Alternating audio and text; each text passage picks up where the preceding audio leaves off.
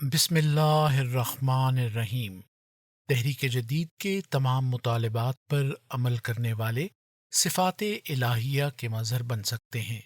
خطبہ جمعہ سیدنا حضرت خلیفۃ المسیح ثانی رضی اللہ تعالیٰ عنہ، فرمودہ 26 نومبر سن 1937، قسط دوم۔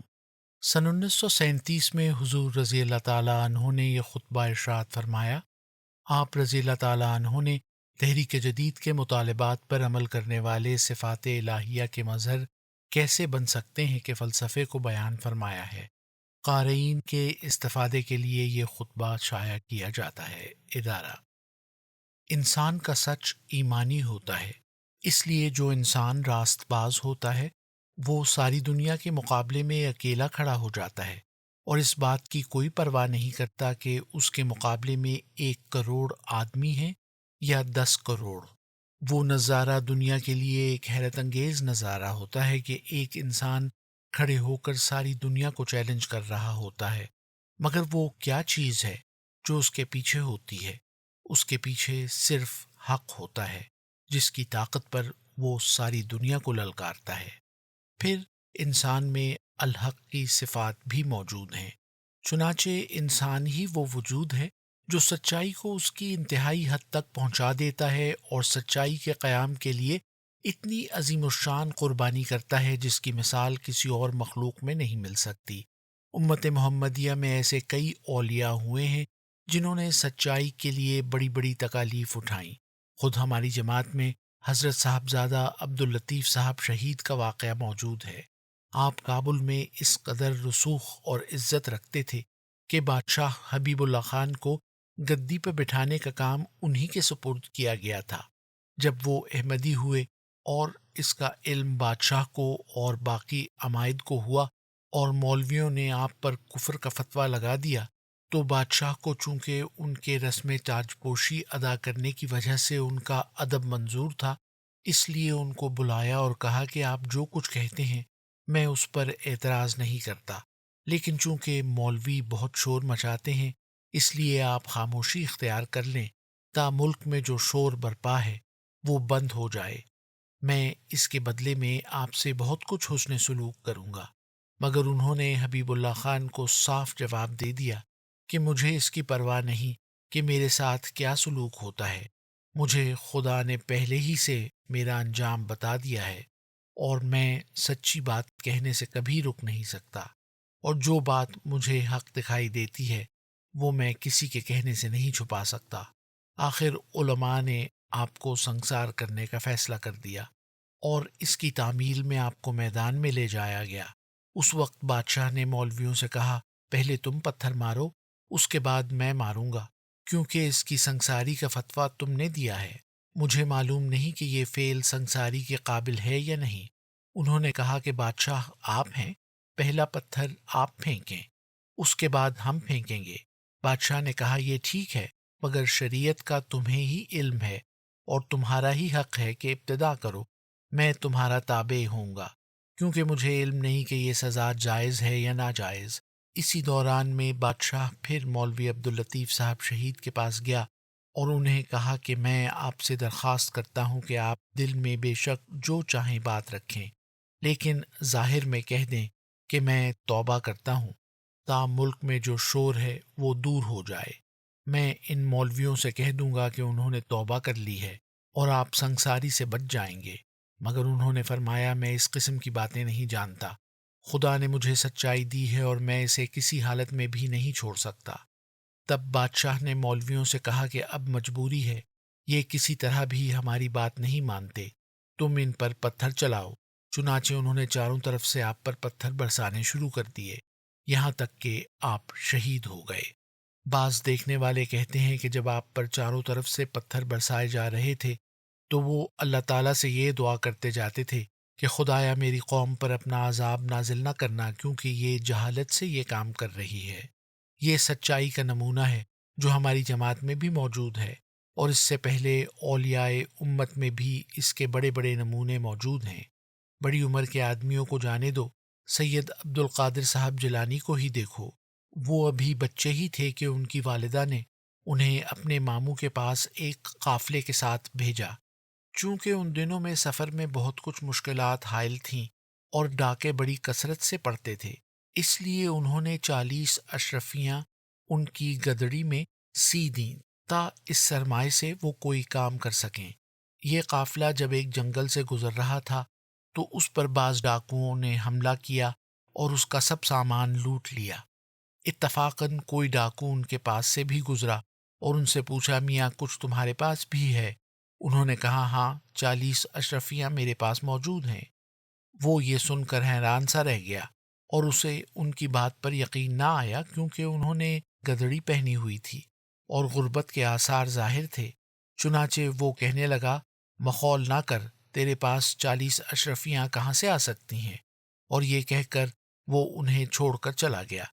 پھر کسی دوسرے ڈاکو نے ان سے یہی سوال کیا تو انہوں نے پھر یہی جواب دیا، مگر اسے بھی ان کی بات پر یقین نہ آیا۔ آخر کسی نے اپنے افسر سے اس کا ذکر کیا۔ اس نے حکم دیا کہ اس لڑکے کو پکڑ کر لاؤ۔ چنانچہ وہ انہیں اپنے افسر کے پاس لے گئے، اور جب اس کے سامنے ان کی گدڑی پھاڑی گئی تو اس میں سے واقعہ میں 40 اشرفیاں نکل آئیں۔ وہ ڈاکوؤں کا افسر سید عبد القادر جیلانی صاحب سے کہنے لگا کہ تم نے یہ کیا بے وقوفی کی کہ اپنی اشرفیوں کا ہمیں پتہ دے دیا؟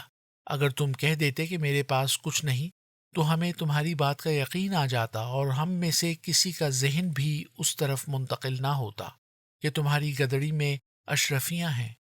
وہ اس وقت بہت چھوٹی عمر کے تھے، بعض کہتے ہیں 12-13 سال کی عمر تھی، مگر جب ڈاکوؤں کے سردار نے یہ بات کہی تو وہ کہنے لگے، جب میری گدڑی میں اشرفیاں موجود تھیں تو میں کس طرح کہہ دیتا کہ میرے پاس کچھ نہیں ہے؟ ان کی اس بات کا ڈاکوؤں پر ایسا اثر ہوا کہ انہوں نے اسی وقت ڈاکے سے توبہ کی۔ اسی واقعے کی طرف اشارہ کرتے ہوئے کسی پنجابی شاعر نے سید عبد القادر صاحب جیلانی کی تعریف میں کہا ہے کہ چوروں قطب بنایا۔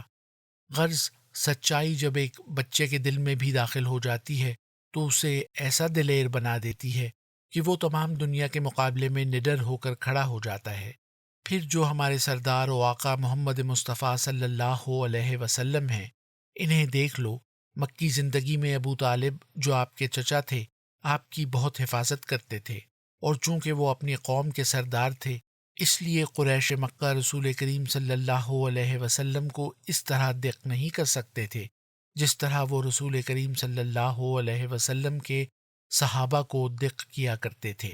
آخر جب رسول کریم صلی اللہ علیہ وسلم کے وعظ و نصیحت کو سن سن کر انہوں نے محسوس کیا کہ اسلام بڑھتا جاتا ہے اور اگر اسے جلدی روکا نہ گیا تو اس کا سامنا مشکل ہو جائے گا، تو وہ سخت غیظ و غضب سے بھر گئے اور وہ ایک وفد کی صورت میں ابو طالب کے پاس آئے اور انہیں کہا کہ آپ کے بھتیجے نے ہمیں سخت دق کر رکھا ہے، وہ ہمارے بتوں کو گالیاں دیتا اور ایک خدا کا واز کرتا رہتا ہے۔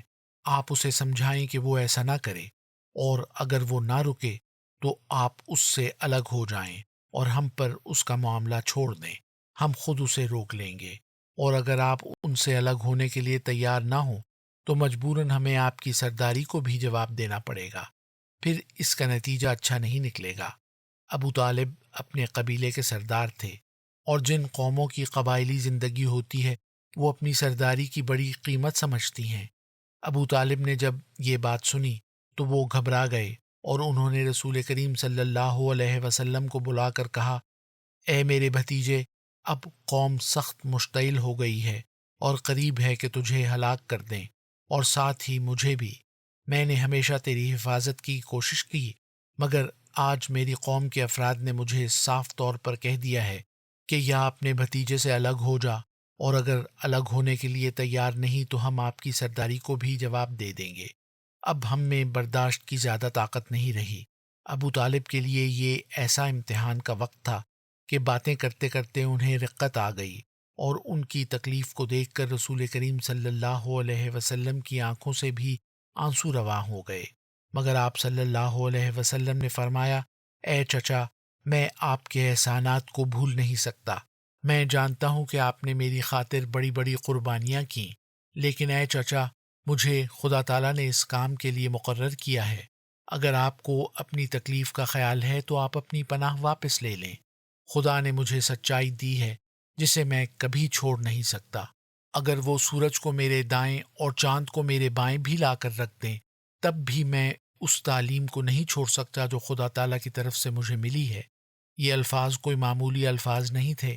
آج بھی یورپ کے معاند مورخین جب رسول کریم صلی اللہ علیہ وسلم کے واقعات لکھتے ہوئے اس مقام پر پہنچتے ہیں تو ان کے دل کانپ اٹھتے ہیں، اور وہ یہ لکھنے پر مجبور ہو جاتے ہیں کہ اس واقعے سے معلوم ہوتا ہے کہ محمد صاحب جھوٹ بولنے والے نہ تھے، اور انہیں اس تعلیم کی سچائی پر پورا یقین تھا جو وہ لائے تھے۔ پھر ابو طالب کا کیا حال ہوا ہوگا جس نے خود محمد صلی اللہ علیہ وسلم کی زبان سے یہ کلمات سنے۔ ابو طالب مسلمان نہ تھے، مگر جس وقت انہوں نے سچائی کے متعلق محمد صلی اللہ علیہ وسلم کا یہ یقین دیکھا تو وہ بے اختیار کہہ اٹھے کہ اے بھتیجے، مجھے قوم کی کوئی پرواہ نہیں، میں تیرے ساتھ ہوں، تو شوق سے اپنا کام کرتا چلا جا۔ غرض اللہ تعالیٰ نے انسان کے اندر سچائی کا وہ مادہ رکھا ہے کہ سچائی پر قائم ہوتے ہوئے انسان کچھ کا کچھ ہو جاتا ہے۔ جانور بھی جھوٹ نہیں بولتا، جھوٹ صرف انسان کی ایجاد ہے، مگر جانور کا سچ بالکل اور قسم کا ہوتا ہے۔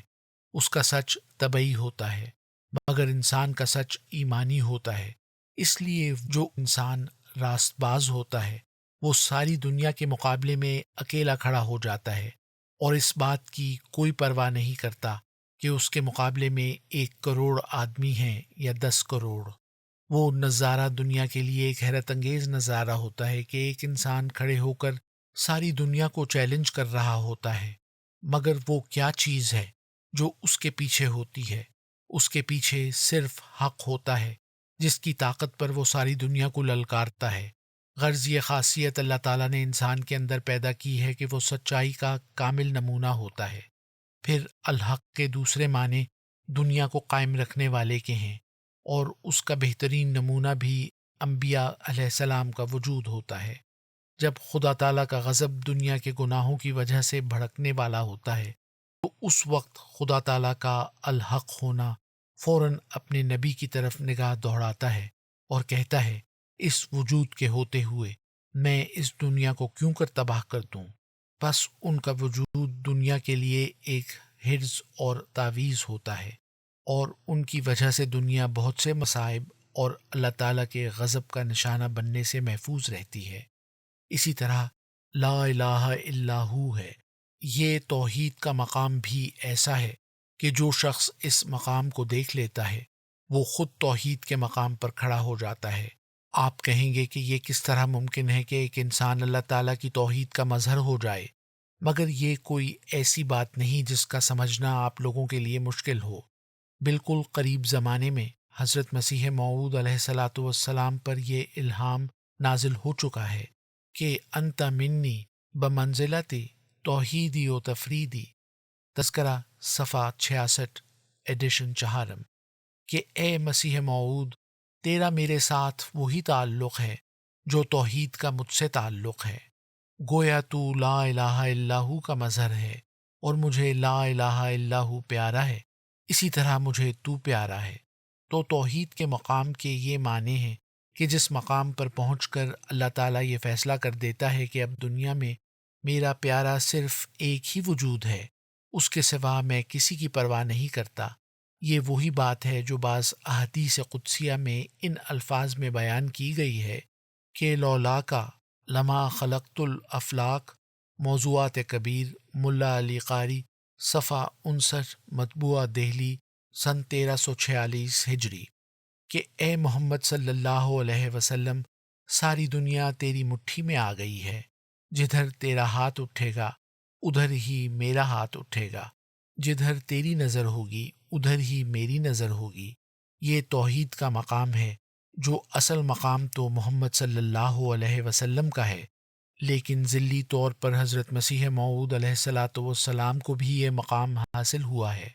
پھر یوں بھی رسول کریم صلی اللہ علیہ وسلم توحید کے مظہر تھے کہ جیسی توحید محمد صلی اللہ علیہ وسلم نے قائم کی، ایسی توحید قائم کرنا تو الگ رہا، کسی دوسری قوموں نے اس رنگ میں توحید کو سمجھا بھی نہیں۔